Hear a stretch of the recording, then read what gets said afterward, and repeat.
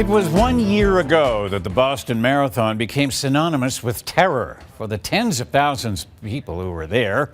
This anniversary brings back terrible memories. Tonight on The Inside Story, running back to the nightmare. Avery. Thank you, Gord. For most, it's the images that have been seared into memories. But for Rhonda Marie Avery, it's the sounds of the terror that haunt her still. Plagued by nightmares, the ultra-marathoner from Barrie hopes that returning to the scene will help her reclaim Boston. April 15th, 2013, runners from around the globe gather for the most prestigious road race in the world. It's not the race you go to race, it's the race you go to celebrate running. Rhonda Marie Avery of Barrie, Ontario is amongst that sea of runners who've been converging on Boston every year since 1897. To qualify for Boston is like a running quest. Rhonda's quest is even more impressive. The 35-year-old mother of three is legally blind. She has only 8% vision. I usually put a guide runner on my side. You do tend to learn, I would say, after about 10 kilometers, the sound of their feet versus thousands of others that are around you. Her three young children, decked out in Boston pride, are waiting at the finish line as their mom embarks on a dream. When we started the race, everything just went the way it was supposed to. News begins to trickle in along the route that something terrible has happened at the finish line.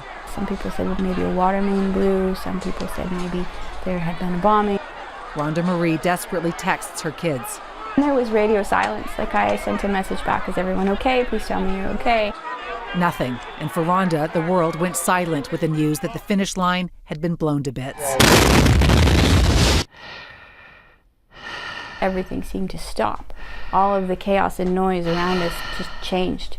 It went from this optimistic celebration to, that big inhale before a storm when you're bracing yourself. And then the woman who's relying on the sounds of her guide's footsteps is enveloped in mayhem. All these ambulances and fire trucks and police vehicles, and that noise was so overwhelming. And no one told us to stop running. And I don't think you could have convinced any of us to stop anyways, because you just want to get there. You just want to make sure that your loved one is okay. After 12 long minutes, Rhonda Marie finally makes contact with her kids. I know you're okay, and that's fantastic, and I'm so happy that you're okay. They said that they felt the ground shake, that everyone was running, and that it was just hard to stay together. And they had purchased me flowers. So they dropped the flowers and ran out from where they were, and I guess between the two explosions went back to get them. 10 kilometers of crime scenes separate Rhonda from her children. The relief that they're safe is tempered by the realization that she may not be. We were finding suspicious packages around us, so nobody was allowed to leave. Rhonda Marie, her guide, and other frenzied runners are held in lockdown in a church for 3 hours. Once released, their only way back into Boston is by foot. We just ran into Boston. We didn't really have much choice. At 10:30 that night, an emotional reunion everyone feared might not happen. How do you say to three little people, I'm glad to be here, and I didn't honestly think I was going to see you again. And that bouquet that had been dropped and retrieved? They greeted me with these flowers. They were kind of trampled and still very beautiful, but it was very emotional and difficult. Rhonda Marie Avery can't run away from the Boston bombing. 1 year later, it still haunts. I have been scared 10 million times over, but I've never felt terror before. So that sort of thing wakes you up at night. Plagued by nightmares, the marathoner will next week reclaim Boston.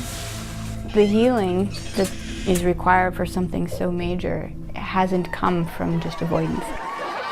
And reclaiming Boston as this big celebration is going to be rather large. And Rhonda Marie leaves this weekend for Boston. Her first stop when she gets there is to go back to that church where she was held in lockdown. You can imagine the panic, going through that terrifying experience, knowing your kids are okay finally, and then, 3 hours before you can reunite with them. Must have gone by like a year. And, every single one of those runners and spectators has similar stories. The amazing thing about Rhonda, not only that she's running this and running again, she is this summer doing 20 marathons, one a day, running the entire Bruce Trail. from Tobermory all the way down to the end. And we're going to have details on our website of that amazing run that she's doing. We sure will. Yep, I'd love to connect with you about this or any other story. I am on Twitter at City Avery. The Inside Story runs every Tuesday and Thursday on City News. All segments are up on our website, citynews.ca.